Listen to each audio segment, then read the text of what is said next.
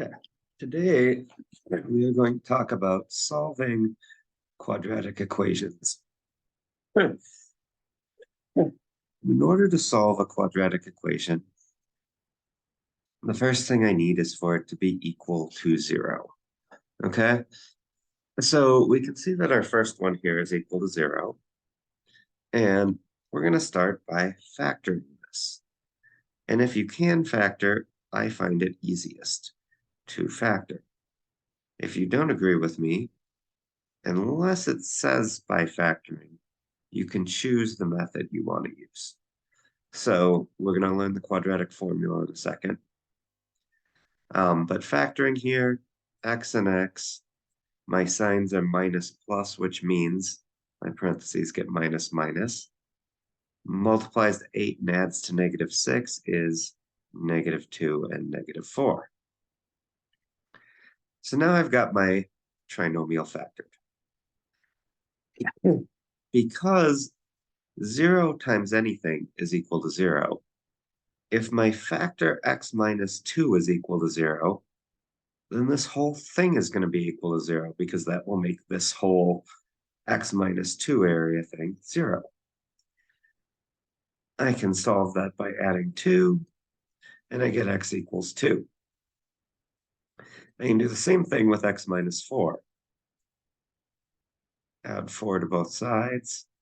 So x minus 4 equals 0, so x equals 4. This is a quadratic equation. These are x-intercepts, and the solutions are 2 and 4. I know if I'm graphing this one I can see opens up because the first term is 0, and my x-intercepts are 2 and 4. Looks something like that. This one, on the other hand, is not, is not equal to 0 yet. So I'm going to set it, first thing I'm going to do is set it equal to 0 by subtracting 2 from both sides.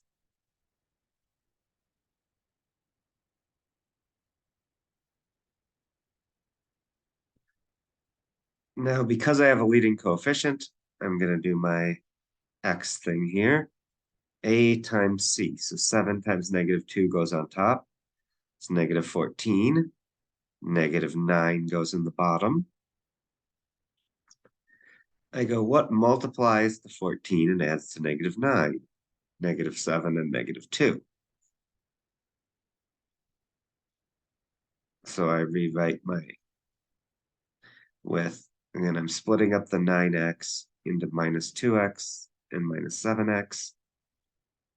And I've got 7x squared.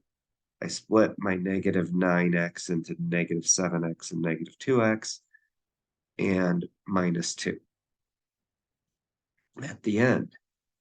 So I split it in the middle, factor the greatest common factor, 7x, leaving me x minus 1.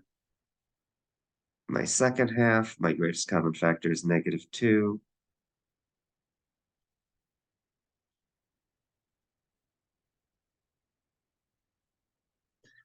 And something is wrong in my equation. This does not factor correctly.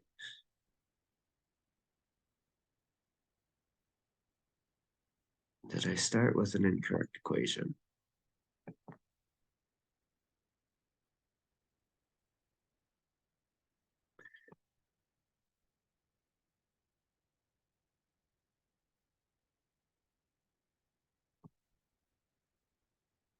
I did start with an incorrect equation. This equation does not factor. So that would force us to use the quadratic formula. We're going to try it again with the correct equation.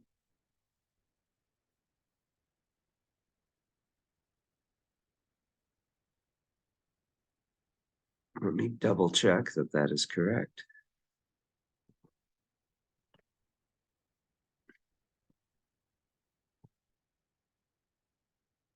Yes, that is correct. So now it will factor. I add 2 to both sides.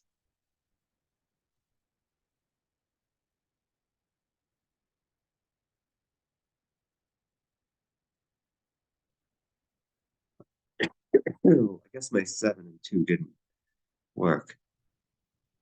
We had positive 14, negative 9. My 7 and 2 did not. Negative 7 and negative 2 didn't multiply to negative 14.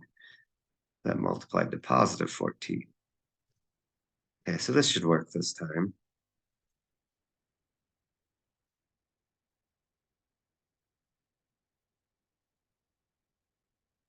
So negative 7 and negative 2 multiply to positive 14, not negative 14. So 7x is common to the first ones. Negative 2 is common to the second. And my factors are 7x minus 2, x minus 1. And again, this equals 0, because we set it equal to 0. So I can set each factor equal to 0. Yes, you can probably recognize x minus 1 is just 1. When I add both 1 to both sides, I just get 1. 7x minus 2 is going to be a little harder, so make sure to write that one out.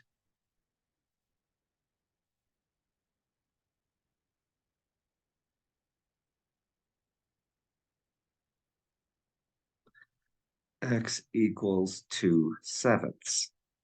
So my solutions are x equals 2/7 and 1. Okay. These are my two solutions. Again, my two x-intercepts. Now,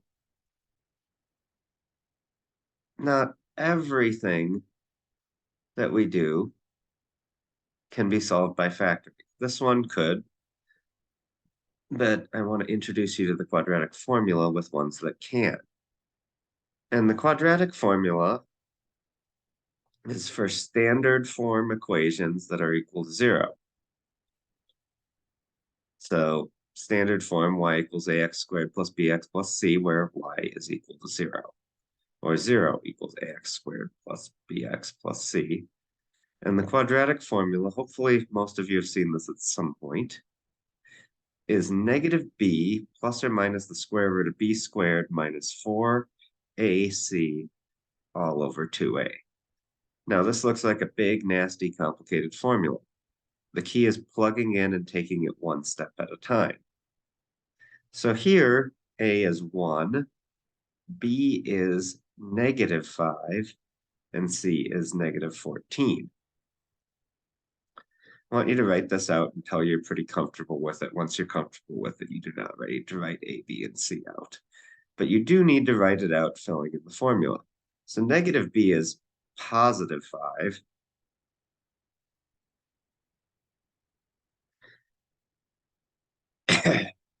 And I'm going to be aware of the fact that negative 5, and I'll clean that up, is negative 5 squared is the same as 5 squared. Usually I don't bother plugging the negative in, and on the next example I won't. But here I'm going to plug it in.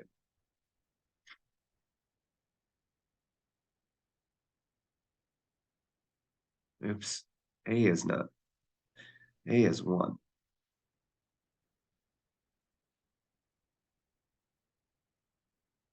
Okay, all over.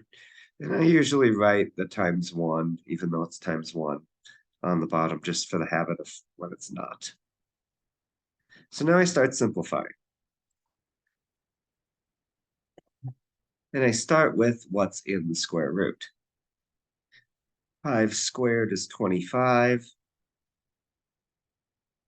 And this is a minus 4, so negative 4 times negative 14 becomes a plus, and that is 56.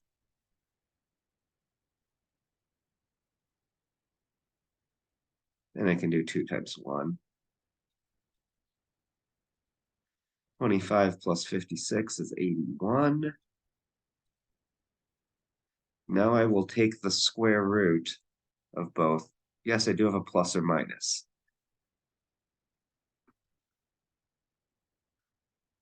So I have, that means that x either equals 5 plus 9 over 2 or 5 minus 9 over 2. 5 plus 9 being 14 over 2. 5 minus 9 being negative 4 over 2. I should then finally reduce my fraction. At the end, it is the last thing I do. I do not do it before the plus or minus. I must do it after. So 14 over 2 is 7, negative 4 over 2 is negative 2. And here are my two solutions. Okay, we're going to do one more. And I'm going to write the quadratic formula again here.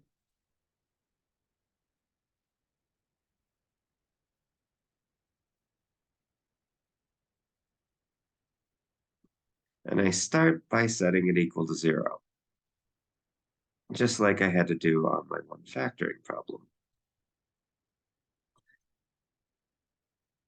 Instead of x, I've got an m here.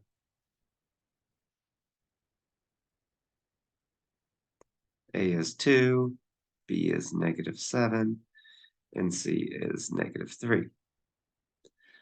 So here I've got m equals negative b is plus 7. Again, I'm not going to bother with the negative 7 squared because any negative squared is the same as the positive squared. Negative 7 squared is the same as 7 squared.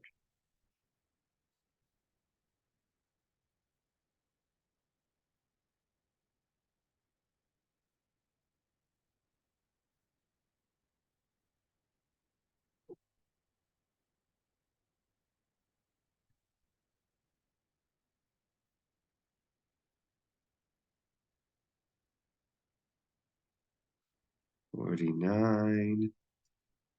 Negative 4 times 2 is negative 8 times negative 3 is 20, positive 25 over 4.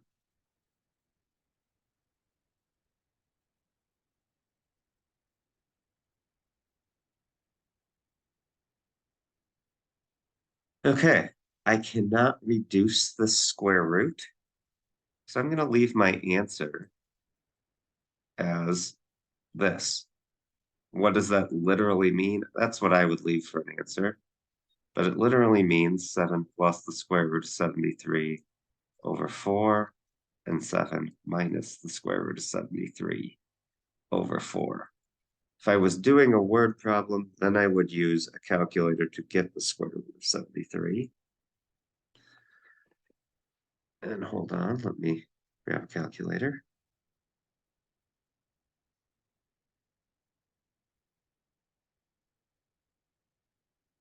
That's 8.54. So then I would do this and get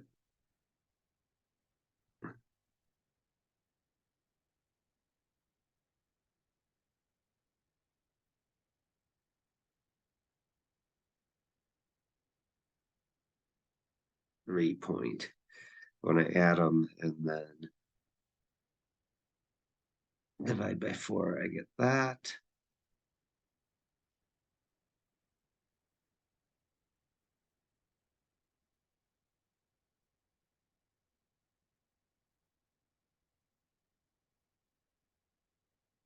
And so those are my approximates. That's what I would do if I were doing a word problem. But if I'm just solving, if all it asks me to do is solve, I simply leave it with the square root. So that is solving quadratic equations.